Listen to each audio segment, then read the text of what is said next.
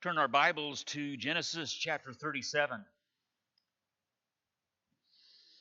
Um, we're going to be introduced to a new character today, if you will, as we have been looking at the patriarchs of Abraham, Isaac, and Jacob. And tonight we look at the, uh, what do we got here? It's not working. There it goes.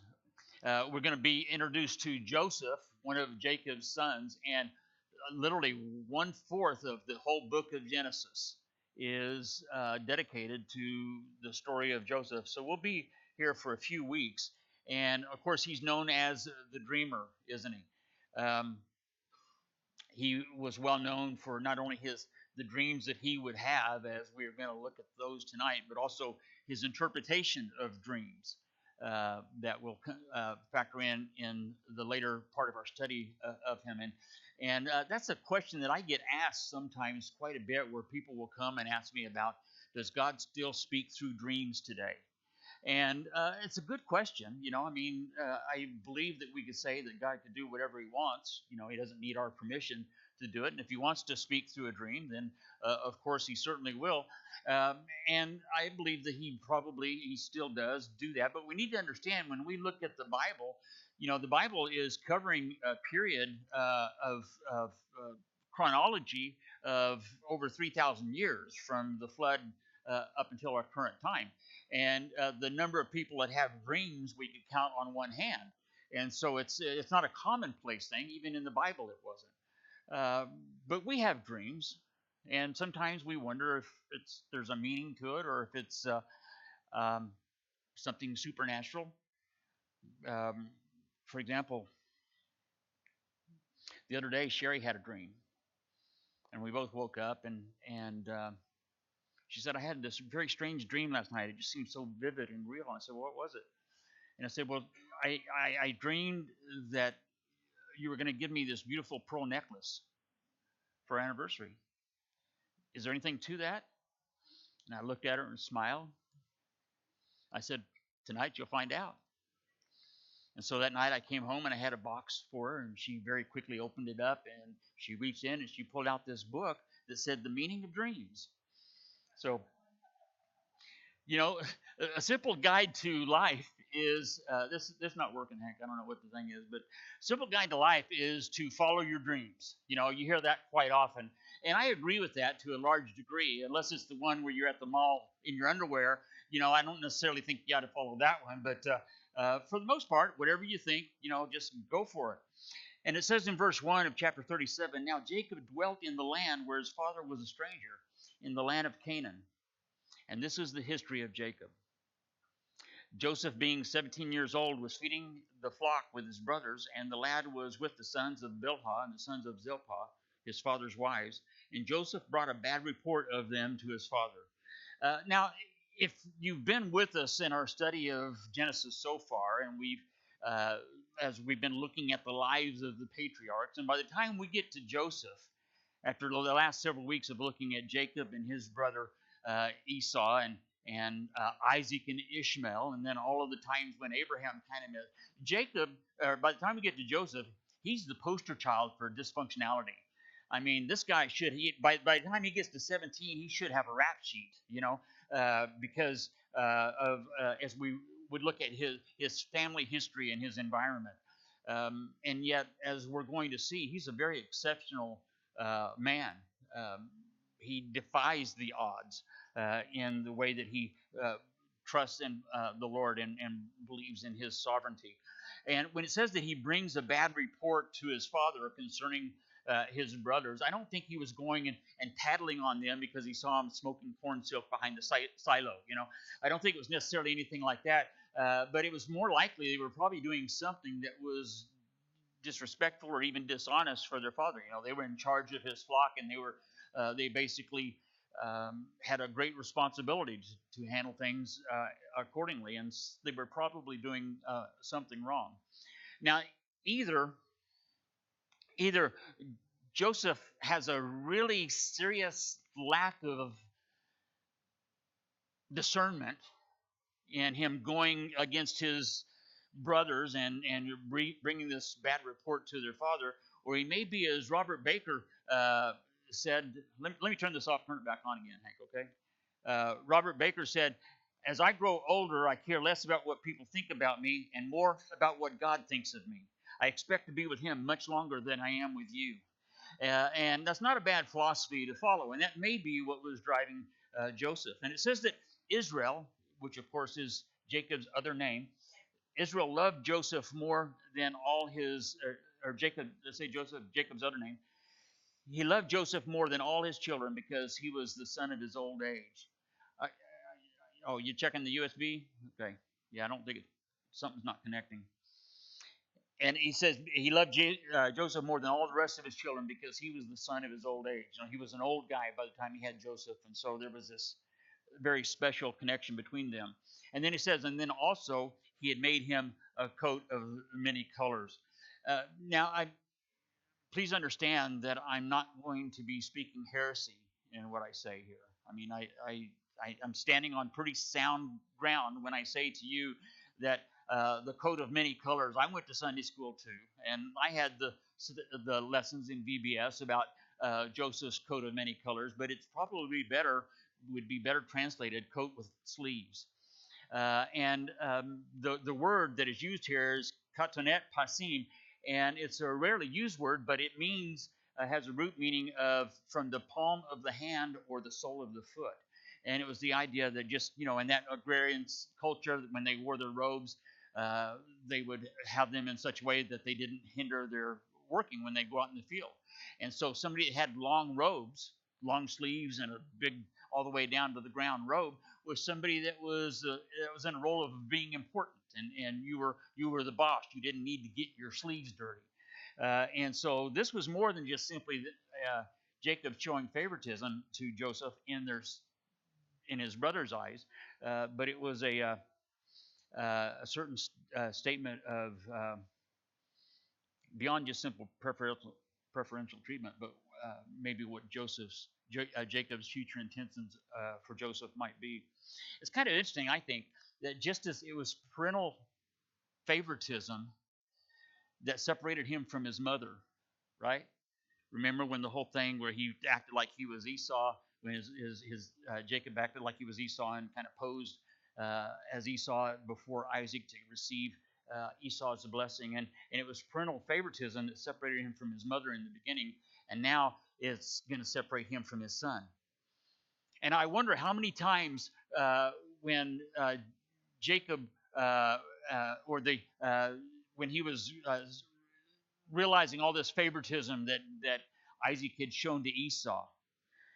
He was his favorite son, and he liked him because he was a man of the field, and he'd go out and kill the wildebeest and then come home and cook it. And Isaac liked Esau better. How many times do you think Jacob might have said, when I grow up, if I'm a dad, I'm never going to do that? That he was going to learn from the mistake of his father, and yet he grows up only to do that himself. And it says, but when his brothers saw that their father loved him more than all his brothers, they hated him and could not speak peaceably to him. Now Joseph had a dream, and he told it to his brothers, and they hated him even more. So they've gone from hating him to hating him even more now because of this dream. And he said to them, please hear this dream which I dreamed. There we were, binding sheaves in the field. And then behold, this is the Bible way of saying, pay attention. He said, hey, check this out. My sheaf arose and also stood upright. And indeed, your sheaves stood all around and bowed down to my sheaf. I mean, does Joe have a death wish? What is it? He's got to know that they're not like him. Or maybe he's just got this thing about being truthful and being honest. And I don't think that we can present Joseph as being sinless. I don't think we can present him as being definitely innocent of all these things that happens. He may be somewhat naive, but he is portrayed as a very good example of integrity and truthfulness. And his brother said in verse 8, shall you indeed reign over us, or shall you indeed have dominion over us? So they hated him even more. So they've gone from hating him to hating him even more. Now they hate him even more. for his dreams and for his words. I mean, their hatred right now is rapidly approaching critical mass. And then he dreamed still another dream, and he told it to his brother, and he said, "Look, behold, I've dreamed another dream. And this time the sun and the moon and the 11 stars bowed down to me." And so he told it to his father and his brothers, and his father rebuked him and said, "What is this dream that you dreamed? Shall your mother and I and your brothers indeed come to bow down to the earth before you?" And check out what verse 11 says. And his brothers envied him, but his father kept the matter in mind. Jake's been around long enough to be able to know when God's up to something. And there's something going on here that even though he rebuked his son for this dream, he still knows that there's something happening. Sandy Adams, Calvary Chapel pastor down in Atlanta, said, "For 14 chapters, we're going to embark on a journey with Joseph. We're going to follow him from the pit to the Potiphar's, to prison, and finally to the palace. And Joseph's life is a showcase for another P, and that's providence. For God is sovereign over all situations." One of the things that just causes me to stand in awe of Joseph's example is with all of the things that he's going to be facing over the next quarter of the book of Genesis, he never once lost sight of that God was sovereign. And there was never a time where he didn't know that if there was any reason why God didn't want him going through what he was going through, that God would change it. And not only did he accept that, but he could rest in it as well. So then his brothers went to feed their father's flock in Shechem. Now, Shechem was the place we looked at last time. This is where Dinah got raped, and then the sons went in there and wiped out the whole city, all the males in the city and everything. What are they doing going up there? I mean, that was for one thing, that's a long way from where they were staying down in Hebron. But what are they doing going all the way up to Shechem? I mean, shouldn't they know better? Shouldn't they know that that's not a good place? Shouldn't they know that that's a place where they could be faced with all kinds of negativity and dangers and temptations? And why would they go there? For the same reason that we do. For the same reason why we go places where we shouldn't go and look at what we shouldn't look and do what we shouldn't do. And verse 13 says, Israel said to Joseph, "Are not your brothers feeding the flock in Shechem? Come, I will send you to them." And he said to him, "Here I am." And so he said to him, "Please go and see if it's well with your brothers and well with the flock, and bring back word to me." So he sent him out of the valley of Hebron, which is just to the west side of the Dead Sea, and then he went to Shechem. Maybe Jacob's the one that's lacking discernment. I mean, surely he's seen the animosity that his brothers have toward Joseph's brothers have toward him. Surely he's seen that, and he's kind of worried about him, though. I mean, he hasn't received a text or anything for several days, and they're up there in this place. The last time they were up there, the guy said, "If you come back here, we won't kill you."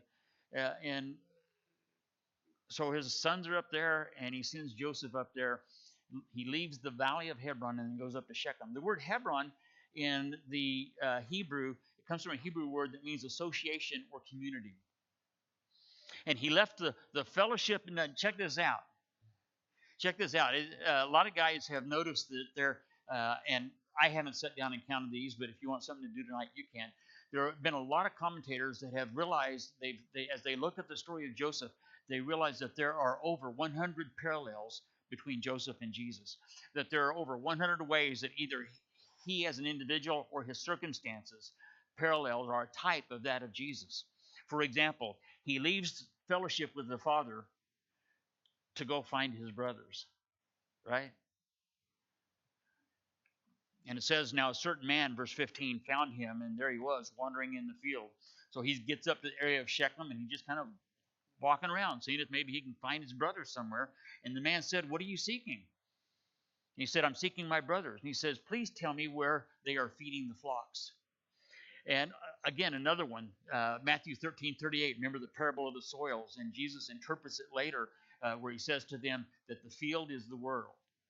And so Jesus goes into the world to seek and save those who are lost. And this Joseph has gone into the world to find his brothers and to seek them. And so the man said, "They have departed from here, for I heard them say, 'Let's go to Dothan.'" So Joseph went after his brothers and found them in Dothan. And when they saw him afar off, even before he came near them, he's got this coat, technicolor coat, right?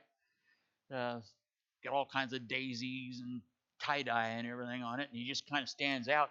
And so as they see him coming, even before he came near, they conspired against him to kill him. The name Dothan means two cisterns. Okay, in those days, a cistern was basically a hollowed out piece in the rock. The semi-arid area that don't get a whole lot of rainfall, and what they do, they try to collect and save because water is such a precious commodity there. And so this is known for a place that has not one but two cisterns, and that's where it got its name. In fact, we're probably going to be introduced to one of those two cisterns very closely in a few minutes. Jeremiah chapter 2, verse 13 says, "For my people have committed two evils. They have forsaken me, the fount of living waters." In other words, they've left Hebron, if you will, in the typology, and hewn for themselves cisterns, broken cisterns that can hold no water. So then verse 19 says, they said to one another, "Look, the dreamer is coming."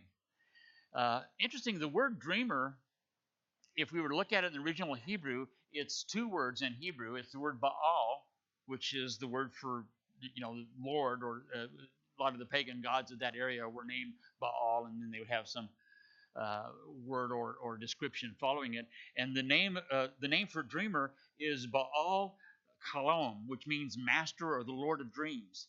Here comes the master of dreams, the Lord of dreams. "Come therefore, let us now kill him and cast him into some pit or some cistern. And we shall say, some wild beast has devoured him, and we will see what becomes of his dreams." But Reuben heard it. Remember, Reuben's the firstborn. He's the head of the clan of brothers, and he says to them, he delivered him out of their hands, and he said, "Let's not kill him." And Reuben said to them, "Shed no blood, but let's cast him in this pit, which is in the wilderness, and do not lay a hand on him." And he was thinking he might deliver them out of his hands and might bring him back to his father. What Reuben is trying to do is what's that doing now? Just go back. Reuben is trying to somehow intervene on Joseph's behalf. He's feeling a little bit of the responsibility that he has as the head brother, and he's saying, "Well, let's just put him in this pit."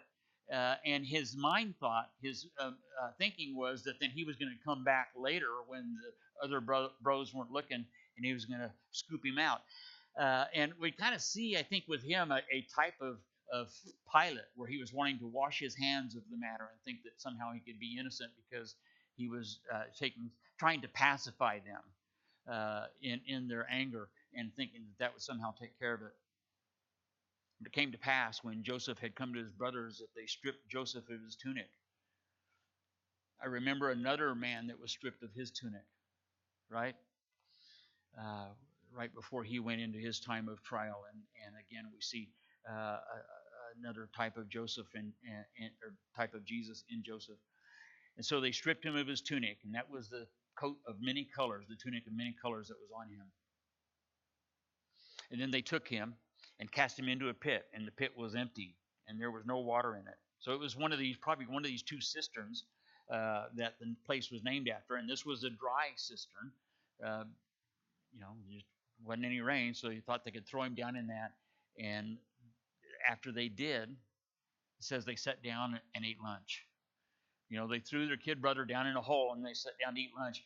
And then they lifted up their eyes, and look, there was a company of Ishmaelites coming from Gilead with their camels bearing spices, balm, and myrrh, and they were on their way to carry them down to Egypt. So they were on a caravan of Ishmaelites were going from. You've heard the term balm of Gilead. Well, it was an area where this salve was. They were pretty famous for that, and they had gotten a bunch of that, and maybe some from even further east, and then they were taking it down to trade in Egypt.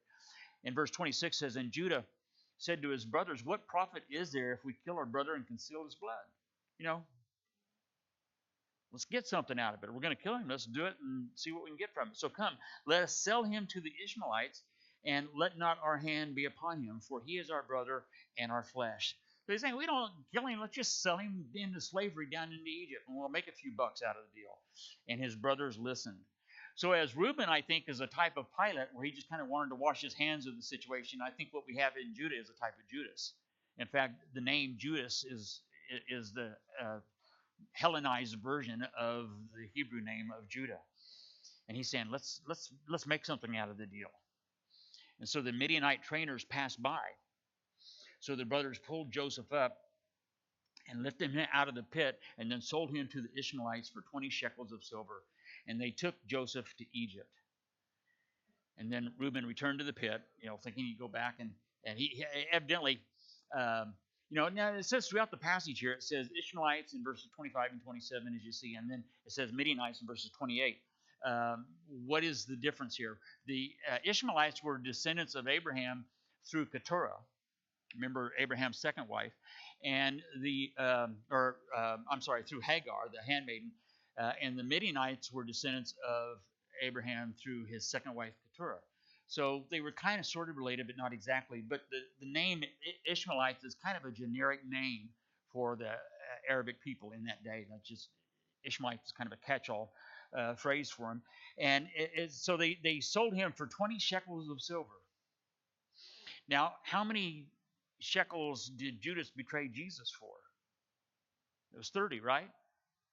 I mean, if there's such a typology here between Joseph and Jesus, why did they? I mean, it would have been better for him to say, we'll sell him to you for 40 shekels, and then they say, no, we'll do it for 20, and then they say, no, okay, and then they arrive at 30, and then it would have been a better typology.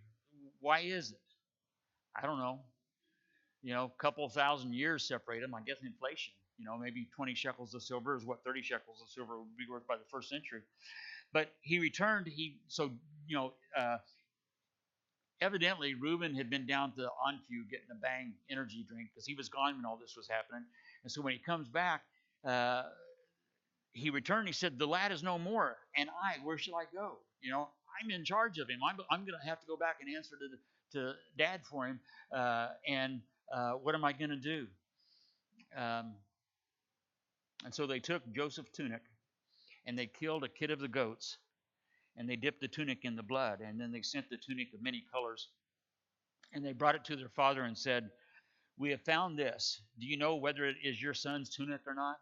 He said, "Dad, we were just kind of out there up in the north around Dothan area, and we were walking along just feeding the flock and everything, and we saw this old matted up, twisted, and torn and bloody garment, and we never really paid any attention before. I mean, we're not sure, but you think, is it possible? I mean, Joseph's been with you all this time, hasn't he? I mean, could this possibly be Joseph's coat, do you think?"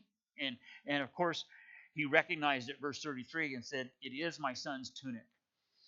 And a wild beast has devoured him." Jacob's just kind of putting the pieces together, and he's figuring he got beat up by a lion. And without doubt, Joseph is torn to pieces. So then Jacob tore his clothes, put sackcloth on his waist, and mourned for his son many days.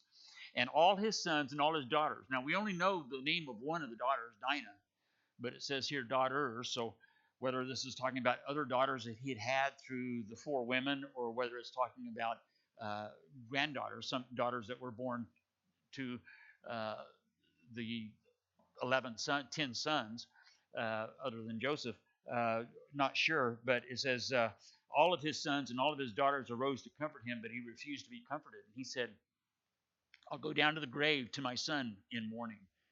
And thus his father wept for him. Could you imagine what it was like when all these brothers who knew the truth, they knew what they had done, and they're coming along and they're trying to weep with him, and they're trying to console him, and they're saying, "No, Dad, we know it's hurt so bad. We really love Joe, and we wish he was here." And the act that must have been put on.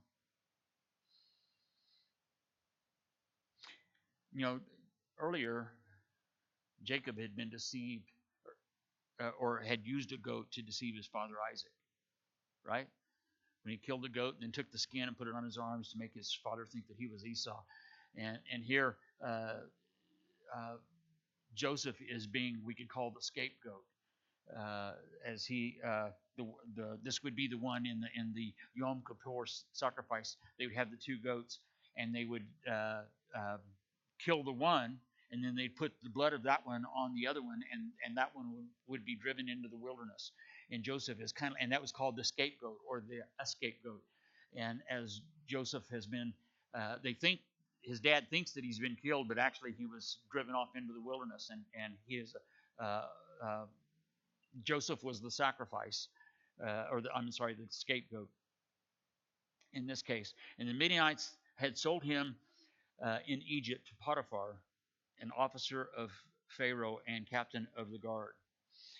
The word officer here in the Old Testament language is the word saris, which most of the occurrences of it in the Old Testament, not always, not exclusively, but most of the times we see that word in the Hebrew word in the Old Testament. It's the word is translated by our English word eunuch.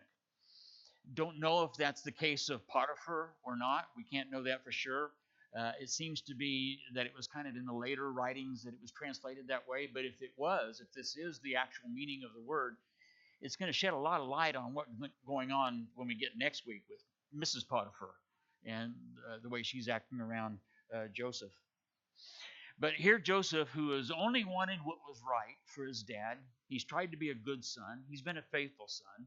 He's worked hard. He's represented his dad's interests on numerous occasions. And all he was doing was honoring his dad's wishes to go find the 10 brothers and make sure everything was okay, and then come back and give Jake an update on it. And here, all of these things are happening to him. Pretty dire time in Joseph's life. In fact, as we look at the book of Genesis and we look at similar stories that have happened previously, like when Jacob was running from Esau and he had the vision of the coat or the ladder with the angels going up and down, and the night that he wrestled with the angel as he was going back 20 years later, he was going to meet with Esau a second time. And every time there's in this big time of Jacob's life, God would appear in the person of a theophany, right? Which is a physical manifestation of the Son of God. This would be a good time for a theophany, I would think. I mean, if we were Joseph, I think, hello, God, could you send your son down here for a minute? I mean, this would be a pretty good time for a vision, or, I mean, he has all these dreams. Why not a dream? Something that would encourage him and something that would soothe him and just let him know that God hadn't turned his back on him. But Joe gets nothing. God's not talking. God's not appearing. God's not manifesting. Joseph is doing the epitome of what we would today call the faith walk. And it came to pass at that time, verse 1 of chapter 38, that Judah. Now, I don't know where 38 is going to sound like. Chapter 38 seems really out of place to the story. I mean, it just doesn't flow between 37 and 39. It's like it's just been inserted there in the middle of it. Like Moses was writing it down and he stopped to have a coffee break, and when he came back, he forgot where he was at, and so he just, kind of lost the continuity of it, is what it kind of sounds like. But it's, God put it here for a purpose, and it has a reason. And it's going to we're going to go backwards a little bit, and we're going to learn this story a little bit about Judah, the one who came up with the idea of selling Joseph to the Midianites. It says, it came to pass at that time that Judah departed from his brothers and visited a certain Adullamite whose name was Hira. And Judah saw there a daughter of a certain Canaanite whose name was Shua, and he married her and then went into her. He'd had the example of his uncle doing the same thing, where Esau had married the Canaanite women, and so Judah sees a gal. It's kind of almost sounds like the story of Samson, doesn't it? I saw this Philistine, and go get her for me, Dad. Judah saw this Canaanite, and he liked what he saw, and so he married her, and he went into her, and she conceived and bore a son, and he called his name Now, I know I make fun of a lot of the Hebrew names, and this is probably one of the better ones, but could you imagine? He named his son His son's born, and so Jacob goes up to him. He says, "What are you going to call him?" He goes, And Jacob, it sounds good to me, and that became his name from then on. And so he conceived and bore a son, and he named him And she conceived again, and she bore him another son. I guess another son. He's kind of graduated 2 syllables now, and he says his name is Onan. And then she conceived yet again and bore a son and called his name. This is pretty good. And she called his name Sheila. That was by the way, there was this really big kind of a country crossover record that was big back in those days called A Boy Named Sheila, and he was at Chezib when she bore him. And then Judah took a wife for his firstborn.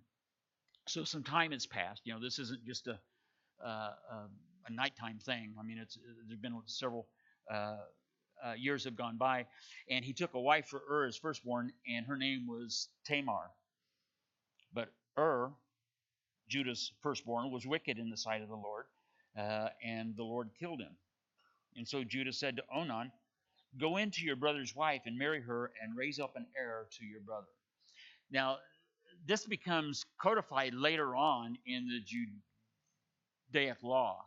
In Deuteronomy chapter 25, we have the law of what's called the Levirate marriage. And it was customary, as we can see, this is several centuries before Moses in the law, but it was customary in that day and age. In fact, there are some ancient writings that kind of allude to this, that it would be customary if a person got married, if a gal married and the husband died before he was able to bring a male offspring, an heir to his possessions, that it would be the responsibility of the closest relative to the widow that he would take her as his wife. And then the first son that they had would be considered to be the heir of the deceased brother or cousin or whatever the relationship may be. And so this is what Jacob is saying to Onan. Has died, so you go take Tamar, marry her, and then give up, produce a son in your dead brother's honor. But Onan knew that the heir would not be his, and it came to pass when he went into his brother's wife that he admitted on the ground, lest he should give an heir to his brother.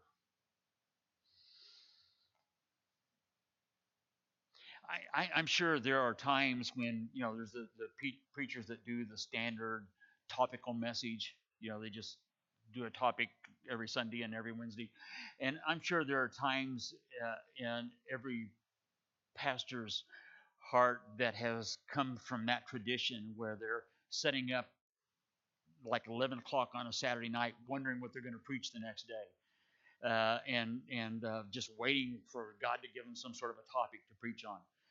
As a verse by verse guy, I ain't never got that problem, and I'm really down with being verse by verse. But there are times when I just like to skip one. I like it to be verse by the next verse, and skip over one somewhere, and this would verse 9 would be one of those. Uh, um, So let's just skip it, okay? Let's just go on to verse 10. Uh, I mean, it is what it is. I mean, it's just exactly the way it said it, and it says that the thing in verse 10 displeased the Lord, and therefore he killed him also. Onan was only interested in his personal sexual gratification, and that was displeasing to the Lord. Reading anything more into that, I think, is too much. But he didn't want to bring an heir to his brother's memory. He wanted to, whatever sons he had, he wanted to be his sons, and so. But he did want to have relations with Tamar. And so then Judah said to Tamar, his daughter-in-law, "Remain a widow in your father's house until my son Shelah." He's growing up kind of hard. He's too young to get married yet. So wait till my son Shelah is grown, and lest he also die like his brothers, Judah said. And so Tamar went and dwelt in her father's house. So she's just going to wait for a few years until Shelah is marrying age, and then they'll try it again. And in the process of time, the daughter of Shua, Judah's wife, died, and Judah was comforted.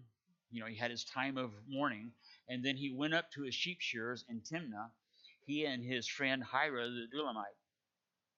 And so, his wife had died, and he'd gone through his typical mourning time, and they were doing this annual sheep shearing thing there in Canaanite country of Timnah.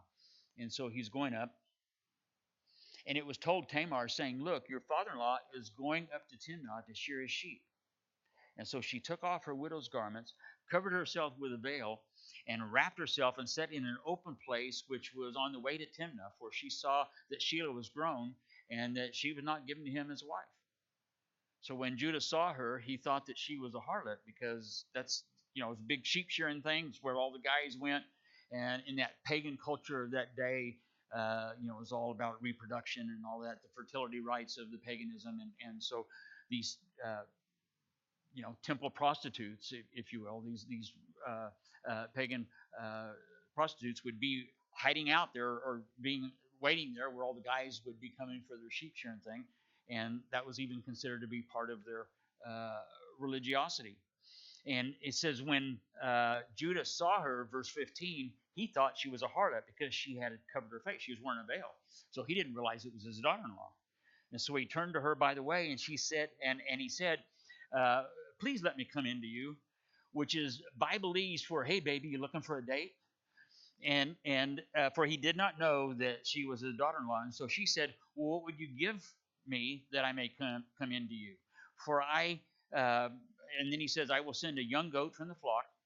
And so she said, "Will you give me a pledge until you send it?" And he said, "What pledge shall I give you?" And he said, "Your signet cord and your staff that's in your hand," which is Bibleese for we accept Visa and 2 forms of ID. Your signet, they didn't have signet rings in those days. It would be this big stone or clay thing that they wear around their neck, and the word signature comes from that. And it was, it was like your Social Security card, your Social Security number. I mean, this was your own personal ID, and so for him to give that to her, that would be a pretty good sign that he was going to come back and pay what he should later. And so he gave them to her, and then went into her, and she conceived by him. And so she arose and went away and laid aside her veil, and then put on the garments of her widowhood. So as soon as Judah heads on down the road, she takes off the prostitute, the micro mini skirt and the stiletto heels, and put on her black widow garments again. And then Judah sent a young goat by the hand of his friend the Adullamite to receive his pledge from the woman's hand, for he did not find her. But he did not find her. And so his friend the Adullamite's going all around that area of Timnah and saying, "Where's the widow that used to or the prostitute that would hang out in this place?" And he said, "Where's the harlot who was openly by the wayside?" And they said, "There's no harlot in this place. You don't got no harlots around here." And so he returned to Judah and said, "I can't find her." And so also the men of the place said, "There's no harlot in this place." And so Judah said to him, "Well, let her take them for herself," meaning this down payment that he'd given, or this collateral. He said, "Let her just have it for herself," because he would rather lose his signet thing than to have it be openly aired that he'd gone to see a prostitute. So he says, "Let her take him for himself, lest we be shamed, for I sent this young goat, and you have not found her." I wouldn't want anybody to know that I'd saw a prostitute. And so it came to pass about 3 months after that Judah was told, saying, "Tamar, your daughter-in-law, has played the harlot, and furthermore, she's with child by harlotry." And so Judah is livid when he hears this. And he says, "Bring her out and let her be burned." It could be, as Matthew Henry says, and that may be more the product of his generation, but it could be that he says, "Bring her out and let her be branded." During the Middle Ages, where they would put that big brand, that the A in the forehead of women that were caught in adultery. And it could be that he's saying something along those lines. But he says, "Bring her out and let her be burned." Whatever it was, whether he was saying let her be cooked, burn up, or whether he was saying let her be branded so she can wear the marks of her illicit activity for the rest of her life, we don't know. But I think the one takeaway from this, the one thing that we can know for sure, And if there's anything that's clear in what the Bible says, and anything that has been very clear to me in my own personal life and my time as a pastor and as a Bible student, all of those come to say one thing, and one thing unmistakably: illicit sex scars. Period. It brands, it burns you. There is no mistaking it. There's no escaping it. It's God has this one thing that He designed. When He told Adam and Eve, "Be fruitful and multiply," that wasn't the only reason why He gave them the joy of marital intimacy, just so we can have a lot of babies going around. That's one of the reasons, obviously, but that's not the only reason. And it is not just so that we can have fun in the sack. That's part of the reason, but that's not the only reason. The reason why He chose Adam and Eve and put them together and said, they called this union between them holy matrimony, is because, as Paul explains to us in Ephesians chapter 5, that when two people come together, they become one flesh. And that's God's intention, because it pictures the relationship between the bride, the church, and the bridegroom, who is Jesus Christ. And God's been very clear about that. If there's anything in Scripture that's from Genesis to Revelation, that's it. And when we do anything that's outside of that, He blesses. He says the marriage bed is pure and honorable and undefiled. God invented sex. He didn't have a problem with it at all. But it's like a fire. The fire is good when it's kept inside the fireplace. When it's used for cooking, when it's used for the purpose it was given to us, fire is a good thing. But you get it outside the fireplace, you spill the grease on the cook fire, it's bad juju. And illicit sex scars. And I don't know how many times I've prayed with people who have been so scarred by the lies that our culture pervades today. And when she was brought out, verse 25, she sent to her father-in-law saying, he's saying, "I want to know who did this." And so she says, "Well, it was the guy to whom these belong. I'm with child." They brought out the signet and his staff, and she said, "Please determine whose these are, the signet and the cord that the signet hung by, and the staff." Kind of like the same sort of charade that the brothers had played with their dad regarding the coat, Jacob's coat, or Joseph's coat. So I don't know who these are. Whoever gave these, whoever owns these, that's who the dad is. And so Judah acknowledged them and said, "Sure, she has been more righteous than I, because I did not give her to Shelah my son." And then he never knew her again. And it came to pass, it'd probably be a good time for the end of a chapter, but we still goes on. It says, "It came to pass at the time of giving birth that, behold, twins were in her womb. And so it was, when she was giving birth, that one put out his hand."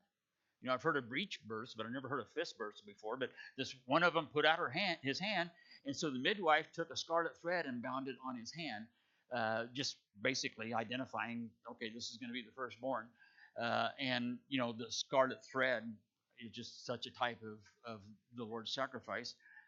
If you've ever read the essay, "The Scarlet Thread of Redemption," Rahab and the scarlet thread that she hung and all of that.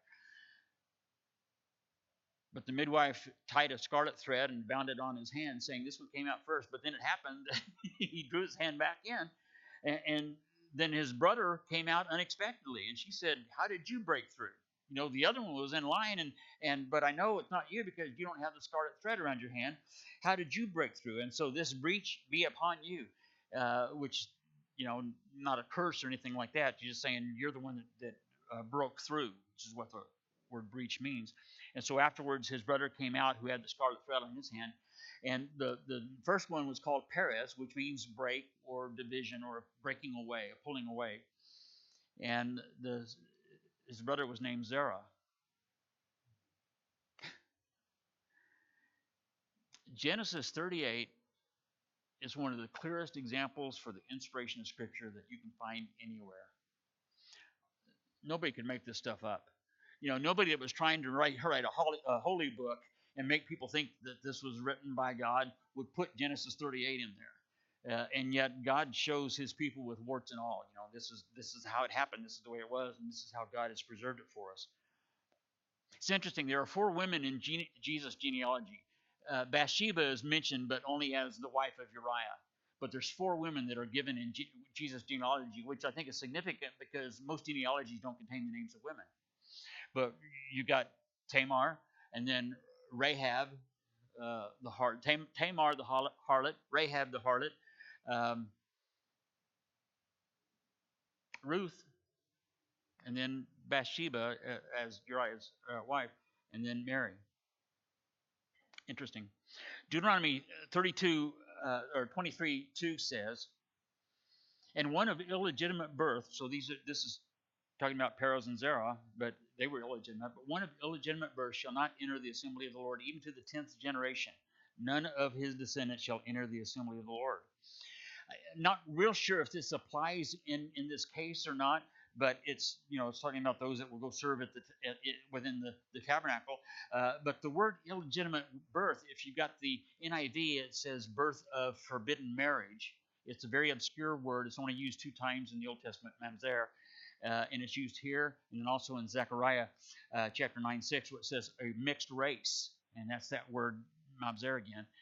Shall settle in Ashdod. So not real sure if Deuteronomy 23 is talking about illegitimate childbirth or not, but I think it is very interesting where it says that they won't serve until the 10th generation. And if we start at Perez and go 10 generations down from Perez, the illegitimate guy that breached would come to David. In Ruth 4:18-22, we're given that whole genealogy. And I think the only reason why, just a obscure little passage in Ruth, and it gives these 10 generations just to show that David would be the 10th from Perez, which is kind of cool. Let's go ahead and pray. Lord, we do thank you for your word. We thank you for its clarity. We thank you for the parts that are awkward. And we thank you for the parts that we can embrace and relish. We thank you for the promises of your faithfulness. We thank you of the lesson that we have from Joseph, who, even when he was mistreated and when he was just the victim of untold injustice, he never took his eyes off you. And God, we've got so much more than what he had, don't we? We thank you for the strength that you give us through your Spirit. We thank you for the assurance that comes through your word. That we too may remain faithful as we walk in this life under the sun. We pray it all in Jesus' name. Amen.